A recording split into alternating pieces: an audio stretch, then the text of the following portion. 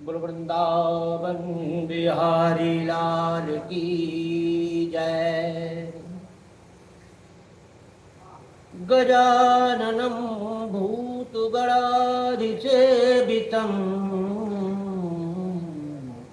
कपीतजम्बूफलचारुभक्षणम् उमासुतं शोकविनाशकारकं नमामि विघ्नेश्वरपादपङ्कजम्। बोलो वृंदावन बिहारी लाल की जय।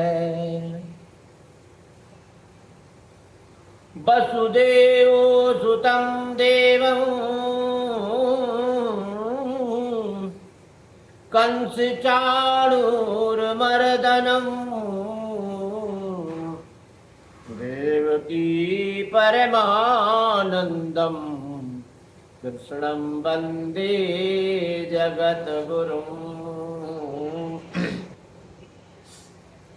गुरुर्ब्रह्मा गुरुर्विष्णु गुरुर्देवो महेश्वरा गुरुर्साक्षात् परं ब्रह्म तस्मै श्री गुरुवे नमः। तस्मै श्री गुरुवे नमः। आज भागवत महापुराण के इस अमृतमयी रस वर्षा में आज एकादश स्कंध के 13वें अध्याय में हंस रूप से सनक आदि को दिए हुए उपदेश का वर्णन। बोल वृंदावन बिहारी लाल की जय।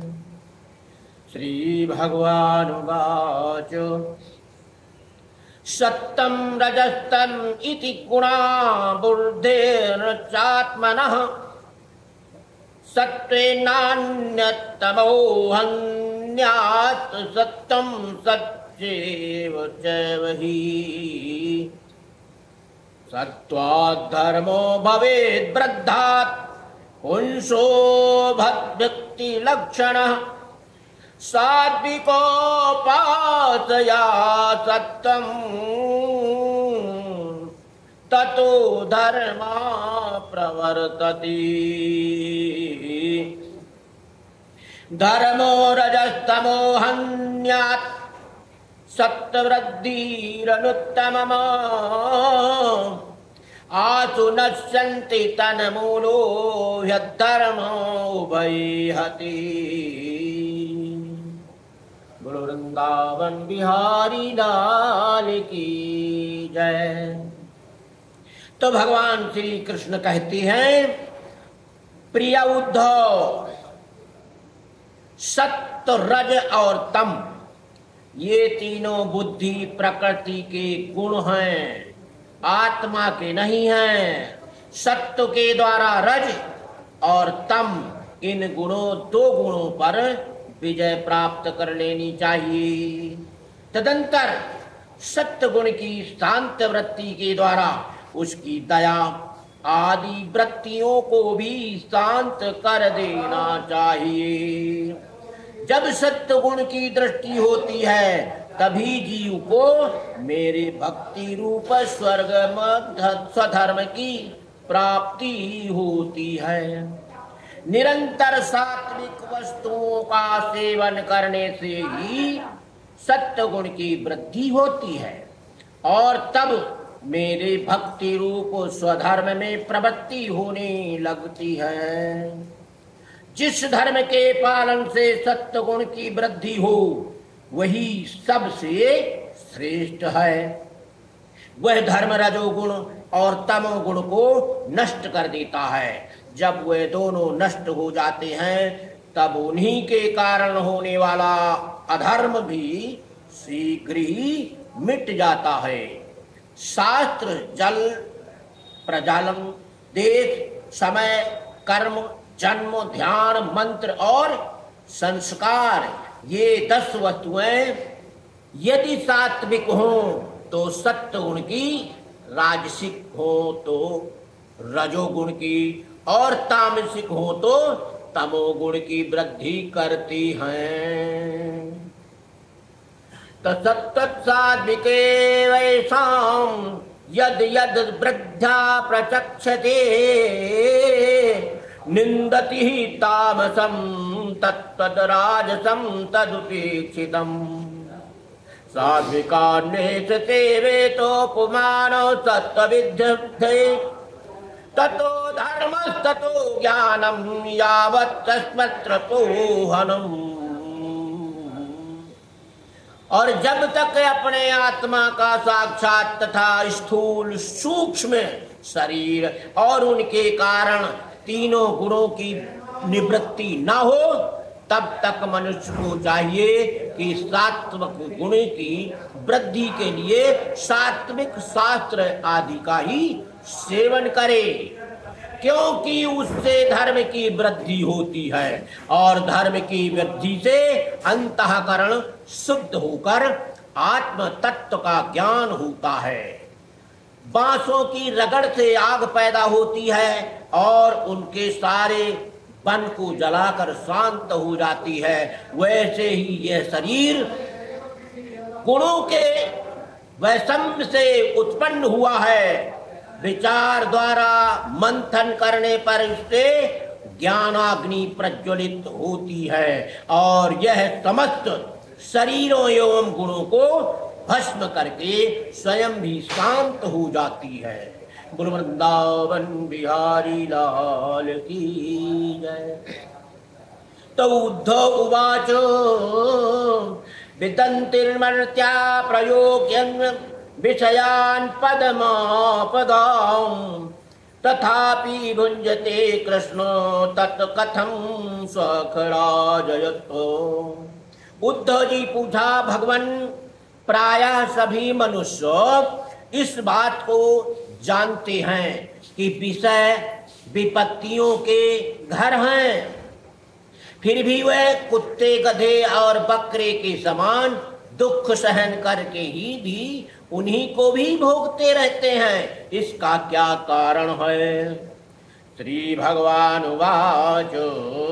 तो भगवान श्री कृष्ण ने कहा, प्रिय उद्धव, जीव जब तक अज्ञानवश अपने स्वरूप को भूलकर हृदय से सूक्ष्म स्थूल आदि शरीरों में अहम बुद्धि कर बैठता है, जो कि सर्वथा भ्रम ही है, तब उसका सत्य प्रधान मन घोर रजोगुणी और झुक जाता है और उससे व्याप्त हो जाता है। बस जहां मन में रजोगुण की प्रधानता हुई कि उसमें संकल्प विकल्पों का तांता बंध जाता है।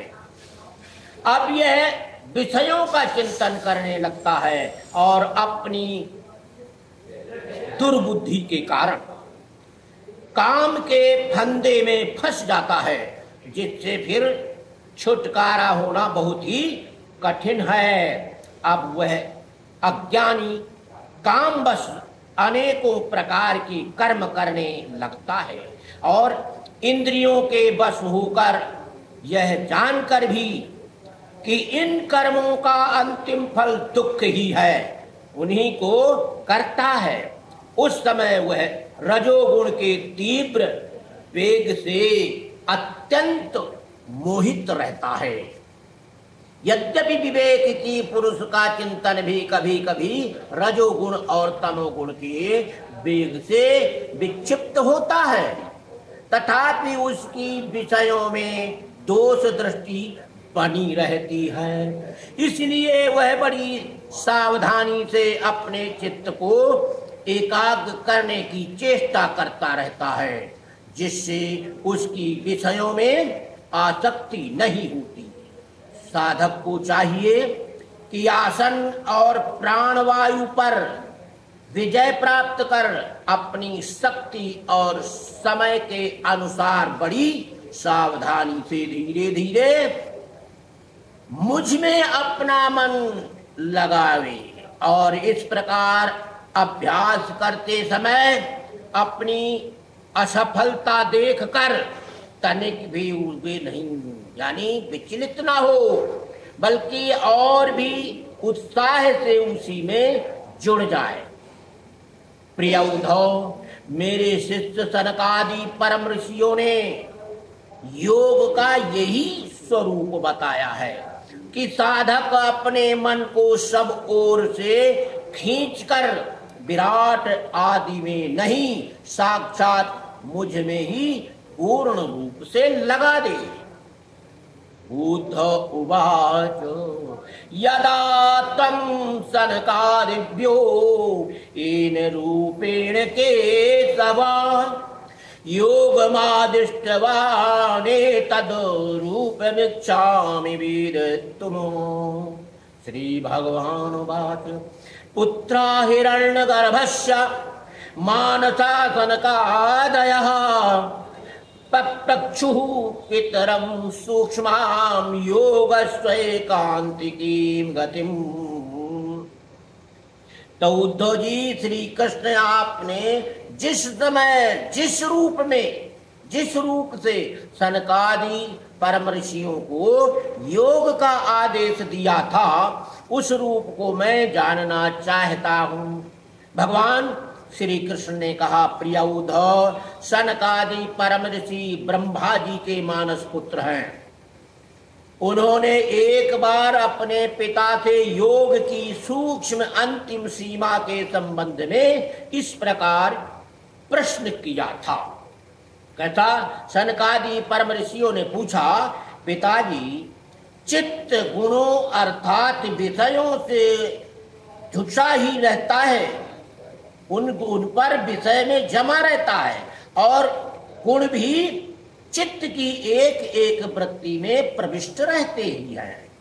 अर्थात चित्त और गुण आपस में मिले जुले ही रहते हैं। ऐसी स्थिति में जो पुरुष इस संसार सागर से पार होकर मुक्ति पद प्राप्त करना चाहता है, वह इन दोनों को एक दूसरे से अलग कैसे कर सकता है। भगवान श्री कृष्ण कहते हैं, प्रिय उद्धव, यद्यपि ब्रह्मा जी सब देवताओं के शिरोमणि स्वयंभू हैं और प्राणियों के जन्मदाता हैं, फिर भी सनकादि परम ऋषियों के इस प्रकार पूछने पर ध्यान करने के बाद भी वे इस प्रश्न का मूल कारण ना समझ सके, क्योंकि उनकी बुद्धि कर्म प्रवण थी। उद्धव, उस समय ब्रह्मा जी ने इस प्रश्न का उत्तर देने के लिए भक्ति भाव से मेरा चिंतन किया। तब मैं हंस का रूप धारण करके उनके सामने प्रकट हुआ और मुझे देखकर सनकादि ब्रह्मा जी को आगे करके मेरे पास आए और उन्होंने मेरे चरणों की वंदना करके मुझसे पूछा कि आप कौन हैं। प्रिय उद्धव, सनकादि परमार्थ तत्व के जिज्ञासु थी, इसलिए उनके पूछने पर उस समय मैंने जो कुछ कहा वह तुम मुझसे सुनो। ब्राह्मणों, यदि परमार्थ रूप वस्तु नानात्व से सर्वथा रहित है, तब आत्मा के संबंध में आप लोगों का ऐसा प्रश्न कैसे युक्त संगत हो सकता है। अथवा मैं यदि उत्तर देने के लिए बोलूंगी तो किस जाति, गुण, क्रिया और संबंध में आदि का आश्रय लेकर उत्तर दूं। देवता, मनुष्य, पशु, पक्षी आदि सभी शरीर पंचभूतात्मक होने के कारण अभिन्न ही हैं।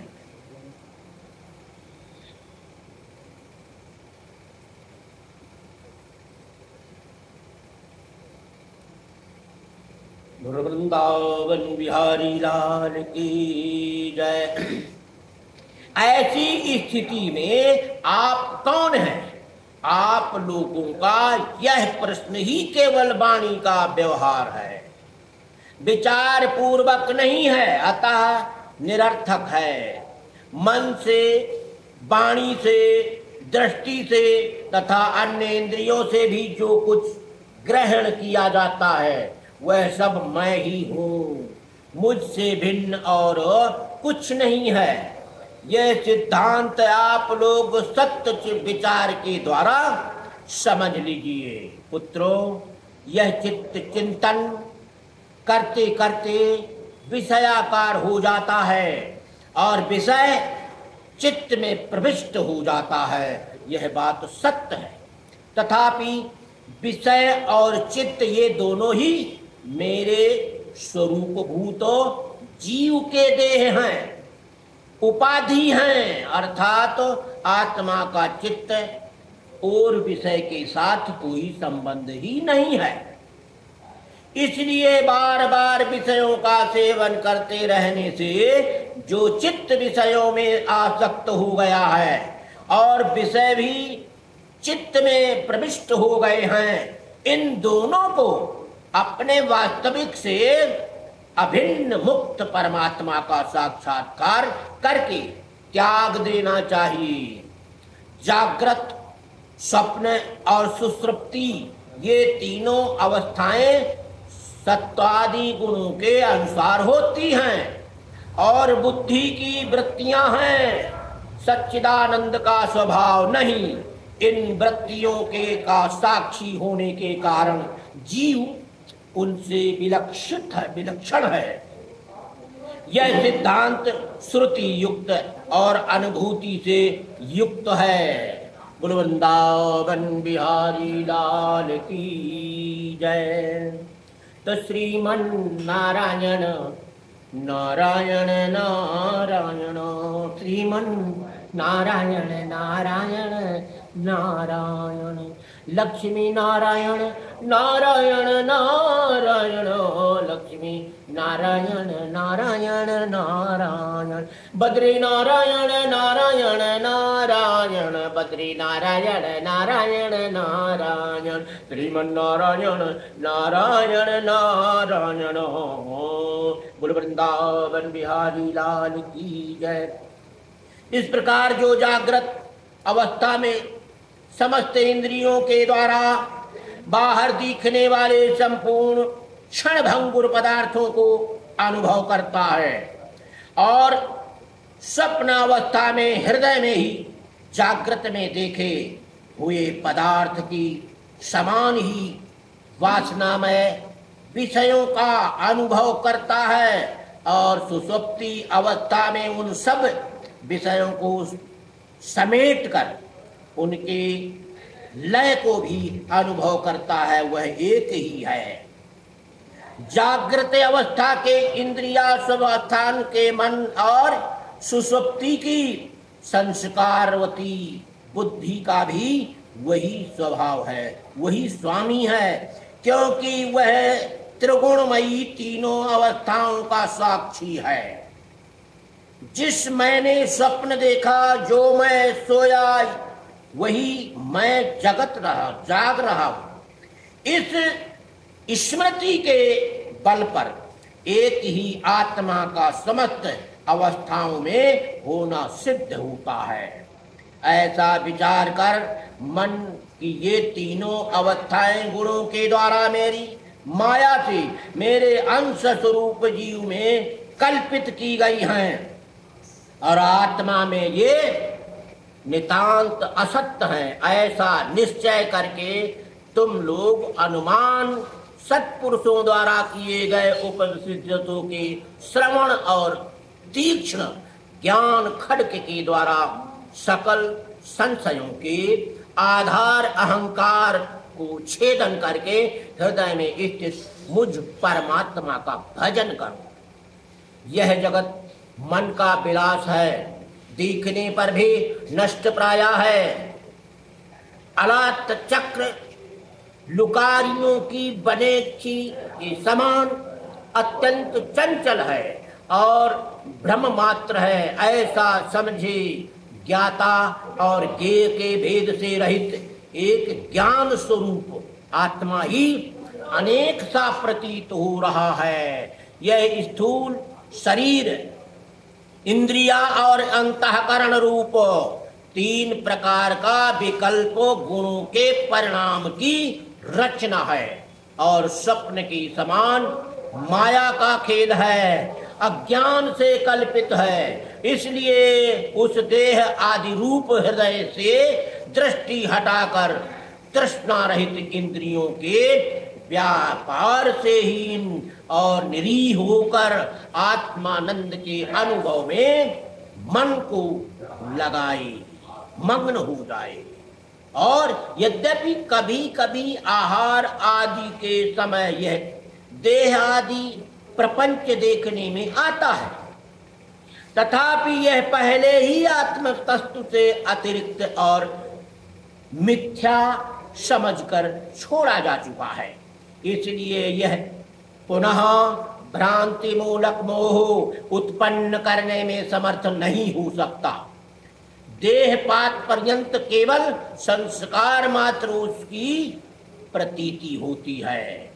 जैसे मदिरा पीकर उन्मत्त पुरुष यह नहीं देखता कि मेरे द्वारा पहना हुआ वरु शरीर पर है या गिर गया है, वैसे ही सिद्ध पुरुष जिस शरीर से उसने अपने स्वरूप का साक्षात्कार किया है वह प्रारब्धवश खड़ा है, बैठा है या देववश कहीं गया है या आया है।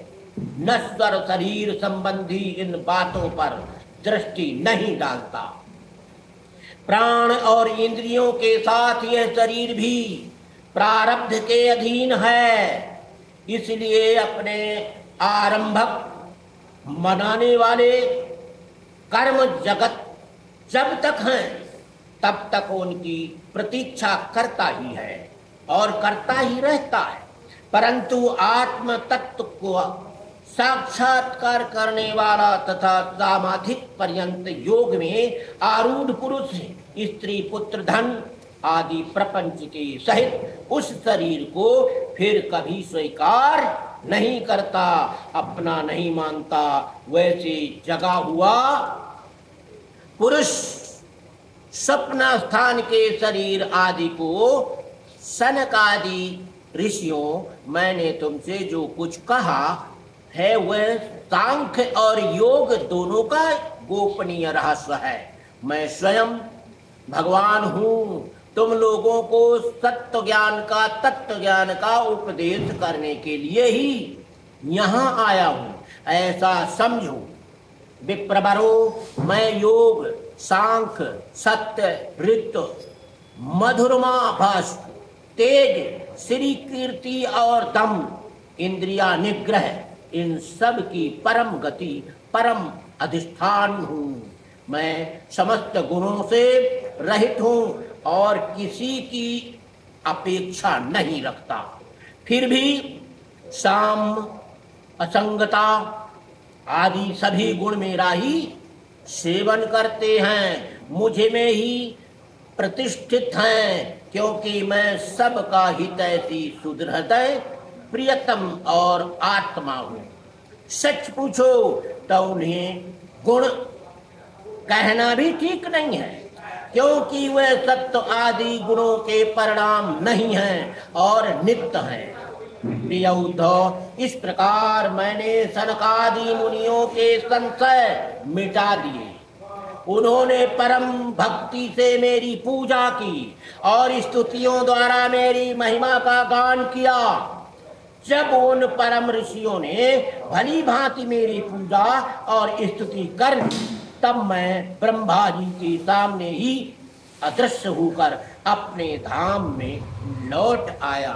बोलो वृंदावन बिहारी लाल की जय।